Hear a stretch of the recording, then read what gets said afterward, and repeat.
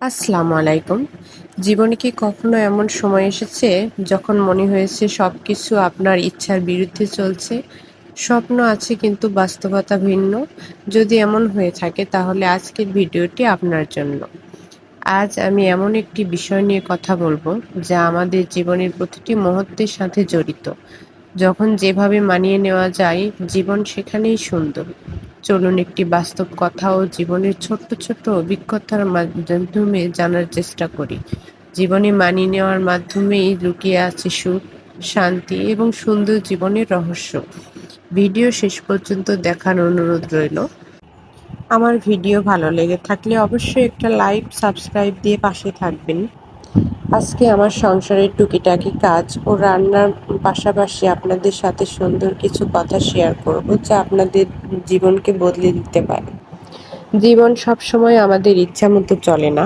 কখনো সুখ আসে, কখনো দুঃখ, কখনো প্রাচুর্য থাকে, আবার কখনো অভাব। কিন্তু একটি বিষয় আমি জীবনে শিখেছি, যখন যেখানে মানিয়ে নেওয়া যায় জীবন সেখানেই সুন্দর। এক সময় হয়তো অনেক স্বপ্ন ছিল, অনেক চাওয়া পাওয়া ছিল, কিন্তু সময়ের সাথে সাথে বুঝেছি সবকিছু পাওয়াই জীবনের সাফল্য নয়, বরং যা আছে তা নিয়ে সন্তুষ্ট থাকতে পারাও একটি বড় অর্জন। অনেক পরিবার আছে যারা অল্প আয়ে সংসার চালিয়ে সুখে আর থাকে, আবার অনেকেই প্রচুর অর্থ থাকার পরেও শান্তি খুঁজে পায় না। কারণ সুখের মূল চাবিকাঠি টাকা নয়, বরং পরিস্থিতির সাথে নিজেকে মানিয়ে নেওয়ার ক্ষমতা। জীবনে প্রতিটি ধাপ আমাদের কিছু না কিছু শেখায়। কষ্ট শেখায় ধৈর্য, ব্যর্থতা শেখায় নতুন করে শুরু করতে, আর অভাব শেখায় সঞ্চয়ের মূল্য। তাই খারাপ সময়কে অভিশাপ না ভেবে শিক্ষা হিসেবে গ্রহণ করা উচিত। যখন বৃষ্টির দিনে রোদ পাওয়া যায় না, তখন মানুষ ছাতা ব্যবহার করতে শেখে। তেমনি জীবনে প্রতিকূল পরিস্থিতিতেও নিজেকে বদলে নিতে শিখতে হয়। কারণ পরিবর্তনই জীবনের সবচেয়ে বড় সত্য। আজ যে সমস্যাটা আমাদেরকে কষ্ট দিচ্ছে, হয়তো কয়েক বছর পর সেটাই আমাদের জীবনে একটি স্মৃতি হয়ে থাকবে। তাই বর্তমান সময়টাকে ঘৃণা না করে তাকে গ্রহণ করতে শিখুন। মনে রাখবেন, জীবন নিখুঁত নয়, কিন্তু অসম্পূর্ণতার মধ্যেও অনেক সৌন্দর্য লুকিয়ে থাকে। যে মানুষ পরিস্থিতির সাথে নিজেকে মানিয়ে নিতে পারে, সে মানুষের প্রকৃত সুখ খুঁজে পায়। তাই আজ থেকে অভিযোগ কম করুন, কৃতজ্ঞতা বাড়ান। যা নেই তার জন্য আফসোস না করে যা আছে তার জন্য আল্লাহর শুকরিয়া আদায় করুন। দেখবেন জীবন অনেক সুন্দর, শান্তিময় এবং অর্থবহ হয়ে উঠেছে। যখন যেভাবে মানিয়ে নেওয়া যায় জীবন সেখানেই সুন্দর। কারণ সুখ কোনো গন্তব্য নয়, সুখ হলো জীবনের প্রতিটি মুহূর্তকে গ্রহণ করার একটি সুন্দর মানসিকতা।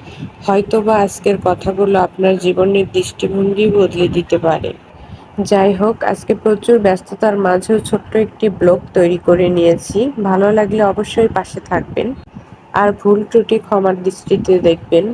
সকালে ঘুম থেকে উঠেই সংসারের টুকিটাকি কাজ সেরে ছেলের জন্য ডিম সিদ্ধ আর একটা পরাটা ভেজে দিলাম। এরপর মাছ নিয়ে আসা হয়েছিল কিছু, এগুলো পলি থেকে বের করে সাইডে রেখে দিব। কাজের খালা এসে পরিষ্কার করে দিবে। কারণ মাছ কাটা আমার জন্য খুবই একটি বিরক্তিকর কাজ, আর আমি মাছ কাটতে খুব একটা ভালো জানি না। বেশিরভাগ সময় মাছ বাজার থেকে কেটেই নিয়ে আসা হয়। আর আমার বাসায় আমি আর আমার ছেলেই শুধু মাছ খাই। আমার হাজবেন্ড কোনো মাছই খায় না, শুধু এই ইচা মাছটি ছাড়া। এই জন্যই মাছ রান্না করলে তার জন্য আলাদা কোনো তরকারি রান্না করতে হয়। যাই হোক, মাছ রেখে চলে গেলাম রান্নায়।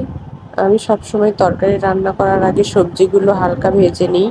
বিশেষ করে ঢেঁড়স ভেজে নিলে তরকারি রান্নার সময় ল্যালপা হয় না, খেতেও দারুণ লাগে। আজকে ঢেঁড়স আলু দিয়ে মাছের ঝোল রান্না করব। সবজিগুলো ভালো করে ভেজে উঠিয়ে নিয়ে মশলাগুলো ভালো করে কষিয়ে নিব। কষানো হয়ে গেলে সবজিগুলো দিয়ে দিব।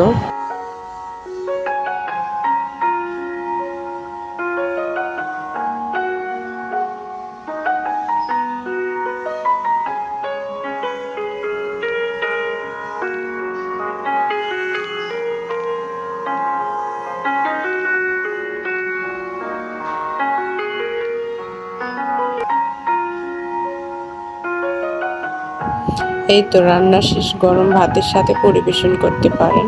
আজকের ভিডিও এই পর্যন্তই। আল্লাহ হাফেজ। ভালো থাকবেন সবাই।